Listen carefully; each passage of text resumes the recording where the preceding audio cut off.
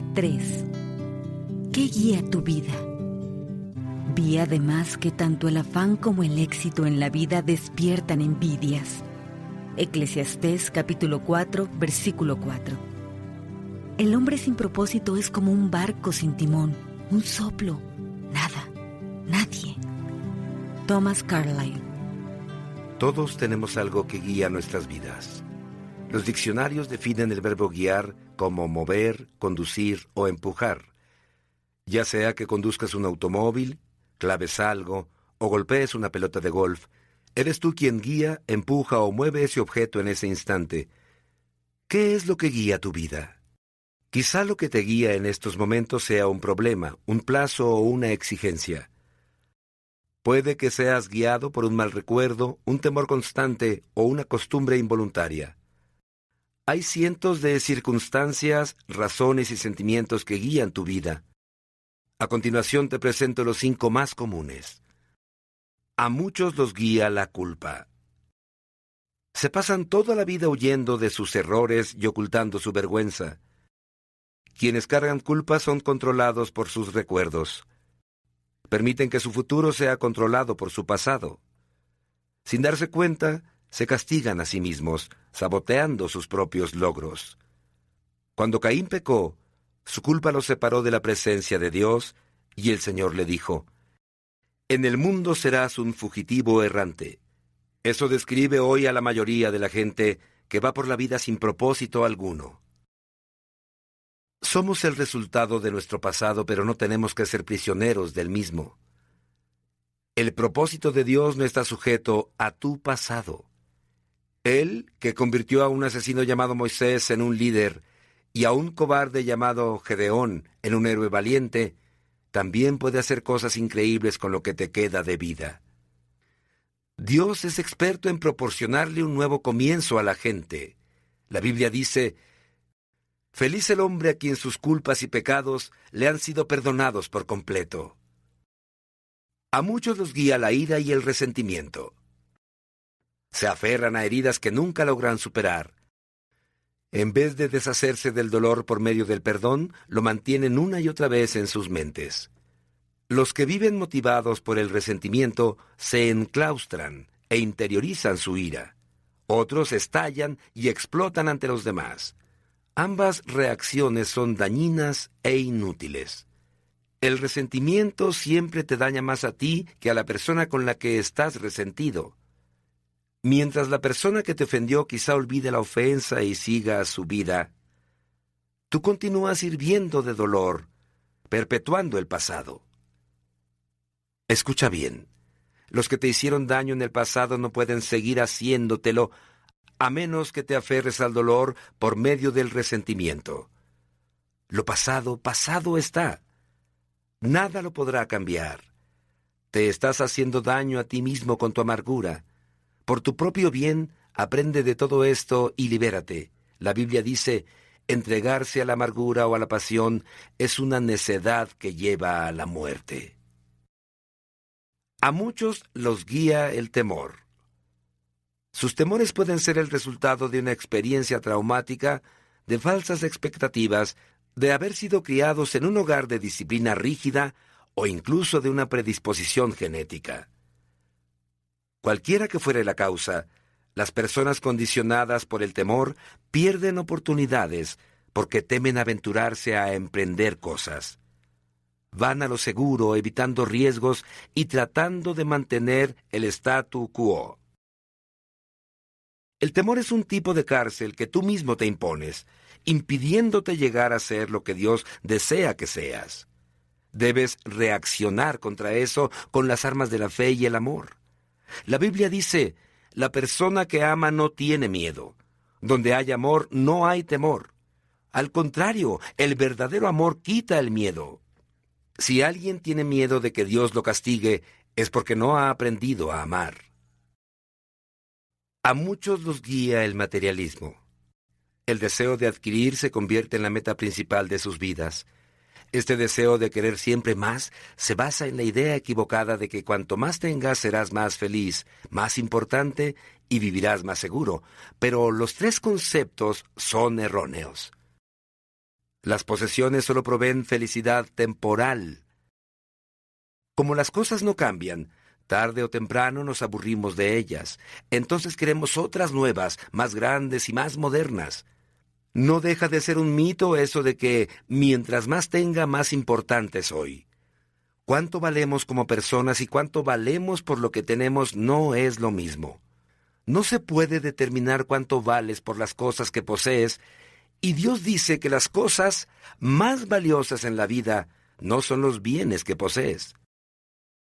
El mito más común respecto al dinero es que cuanto más tengas, más seguro estarás. No es así. Se pueden perder las riquezas por muchas razones que están fuera de tu control. La verdadera seguridad se fundamenta solo en algo que no te pueden quitar: tu relación con Dios. A muchos los guía la necesidad de ser aceptados. Permiten que las expectativas de sus padres, cónyuges, profesores o amistades controlen sus vidas. Muchos adultos siguen tratando de ganarse la aceptación de sus padres, a quienes es imposible agradar. A otros los guía la presión de los amigos, preocupándose siempre por el qué dirán. Tristemente, aquellos que siguen al mundo, por lo general, se pierden en él. Desconozco todas las claves para el éxito, pero tratar de agradar a todo el mundo es una de las claves para el fracaso. Ser influenciado por la opinión de los demás te garantiza perder los propósitos de Dios para tu vida. Jesús dijo: nadie puede servir a dos señores. Hay otras influencias que pueden guiar tu vida, pero todas terminan en un callejón sin salida. Por ejemplo, potencial sin poder usarlo, estrés innecesario y una vida vacía.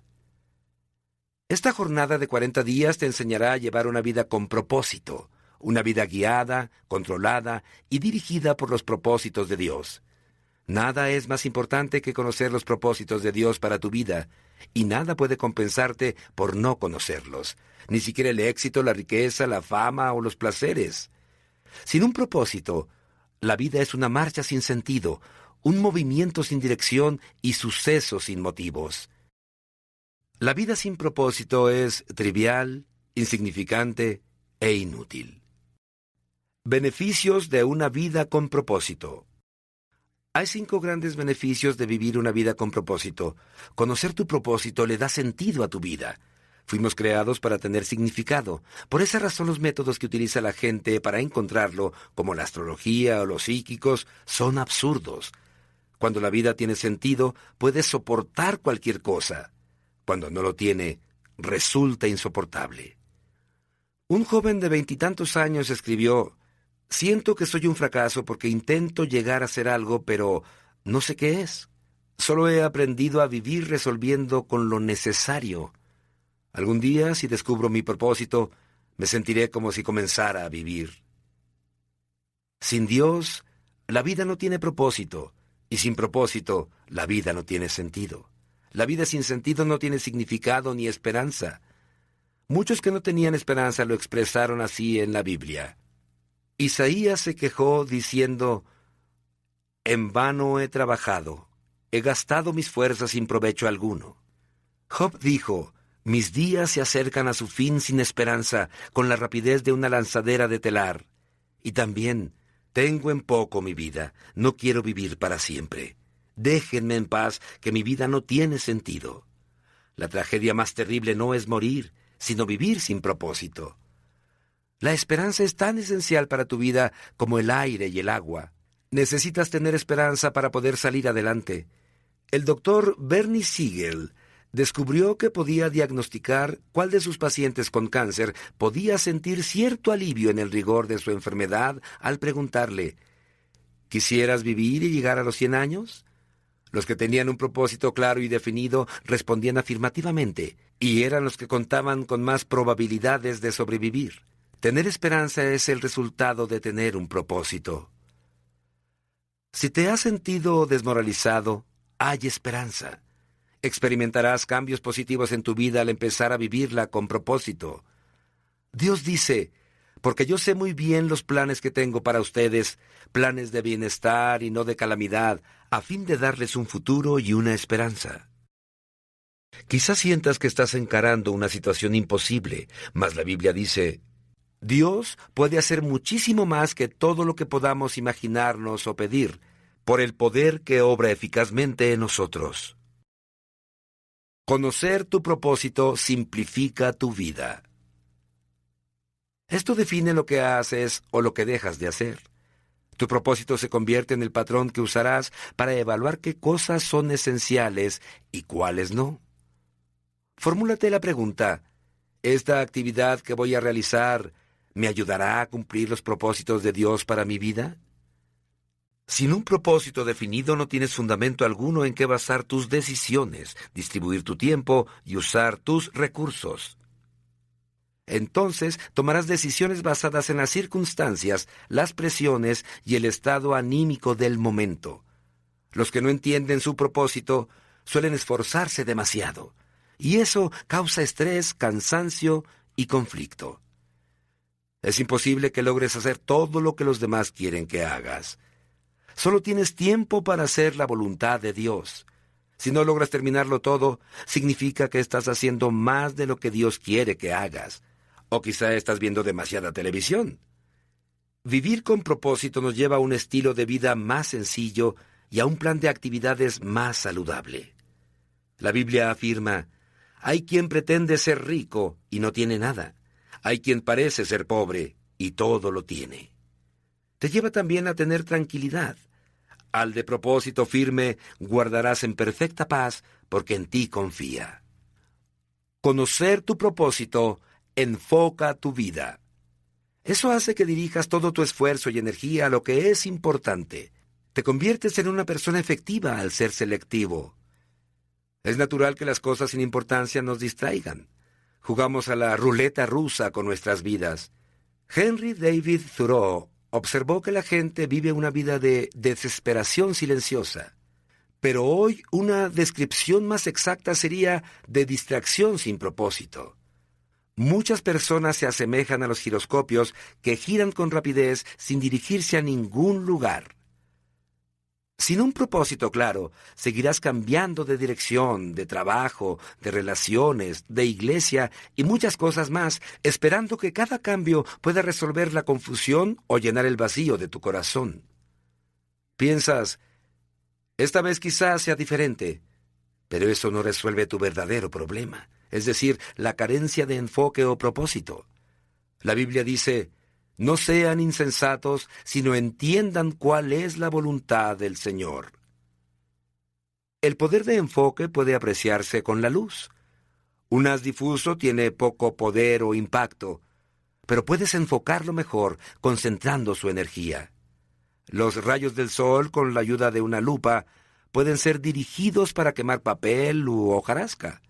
Cuando la luz es enfocada aún más, como en los rayos láser, puede atravesar el acero. No hay nada tan impactante como una vida centrada, vivida con propósito. Los hombres y mujeres que han causado mayor impacto en la historia han sido personas con un enfoque bien definido. Por ejemplo, el apóstol Pablo propagó el cristianismo casi solo por todo el Imperio Romano. Una vida enfocada era su secreto. Él dijo: una cosa hago, olvidando lo que queda atrás y esforzándome por alcanzar lo que está delante. Si deseas que tu vida impacte, enfócala. Ya deja de titubear. No trates de hacerlo todo. Haz menos. Tienes que deshacerte aún de las buenas actividades y concentrarte en hacer lo más importante. Nunca confundas actividad con productividad. Puedes estar ocupado sin propósito alguno. ¿Y de qué sirve? Pablo dijo: aquellos que queremos todo lo que Dios tiene, mantengámonos enfocados en la meta. Conocer tu propósito estimula tu vida. El propósito siempre produce entusiasmo. No hay nada que dé tanto ímpetu como tener un propósito claro. Por otro lado, el entusiasmo se disipa por falta de propósito. El simple hecho de levantarse de la cama se convierte en una tarea ardua. Por lo general, es el trabajo sin propósito, no el excesivo, el que nos acaba, nos deja sin fuerzas y nos roba el gozo. George Bernard Shaw escribió: Esta es la verdadera felicidad de la vida, ser usado para un propósito y poder reconocer su supremacía. Ser una fuerza de la naturaleza en lugar de algo inconstante, un saco de males y lamentos, siempre quejándose de que el mundo no se ha dado a la tarea de hacerlo a uno feliz. Conocer tu propósito te prepara para la eternidad. Muchos se dan a la tarea de emplear toda su vida en crear en la tierra un legado duradero. Quieren que se les recuerde después de muertos. Pero al final, lo más importante no es lo que otros dicen de tu vida, sino lo que Dios diga. Muchos no se dan cuenta de que todos los logros personales son superados tarde o temprano. Las marcas se rompen, la reputación se desvanece y los homenajes se olvidan. La meta de James Dobson en la universidad era llegar a ser campeón de tenis. Se sintió orgulloso cuando pusieron su trofeo en un lugar prominente de la vitrina de exhibición. Años después, alguien se lo envió. Lo habían encontrado en un depósito de basura cuando estaban renovando el edificio universitario. James exclamó: «Cuando pase el tiempo, alguien tirará a la basura todos tus trofeos». Vivir para dejar un legado terrenal es una meta que revela muy poca visión. El uso más sabio de tu tiempo es que edifiques un legado eterno. No fuiste puesto en la tierra para ser recordado, sino a fin de prepararte para la eternidad. Llegará el día en que estarás ante Dios. Él hará un inventario de tu vida, un examen final antes de que entres a la eternidad. La Biblia declara: todos tendremos que comparecer ante el tribunal de Dios. Así que cada uno de nosotros tendrá que dar cuentas de sí a Dios. Afortunadamente, Dios desea que todos pasemos este examen. Por eso nos ha dado las preguntas con anterioridad. Al leer la Biblia, podemos imaginar que Dios nos planteará dos preguntas decisivas. Primero, ¿qué hiciste con mi Hijo Jesucristo? Dios no cuestionará tu trasfondo religioso ni tu inclinación doctrinal. Lo único que tendrá relevancia será si aceptaste lo que Cristo hizo por ti y si aprendiste a amarlo y a confiar en Él. Jesús dijo: «Yo soy el camino, la verdad y la vida. Nadie llega al Padre sino por mí». Segundo, ¿qué hiciste con lo que te entregué? ¿Qué hiciste con tu vida, dones, talentos, oportunidades, dinamismo, relaciones y recursos que Dios te dio? ¿Lo gastaste todo en ti mismo o lo usaste a fin de cumplir los propósitos para los que Dios te creó? El objetivo de este libro es prepararte para estas dos preguntas. La primera determinará dónde pasarás la eternidad. La segunda determinará qué harás en ella. Al concluir este libro, estarás listo para responder ambas preguntas. Día 3. Pensando en mi propósito. Punto de reflexión: vivir con un propósito es el camino a la paz. Versículo para recordar: al de propósito firme guardarás en perfecta paz, porque en ti confía. Isaías capítulo 26, versículo 3. Pregunta para considerar: ¿cuál podrían decir mi familia y mis amigos es la fuerza que mueve mi vida? ¿Cuál quiero yo que sea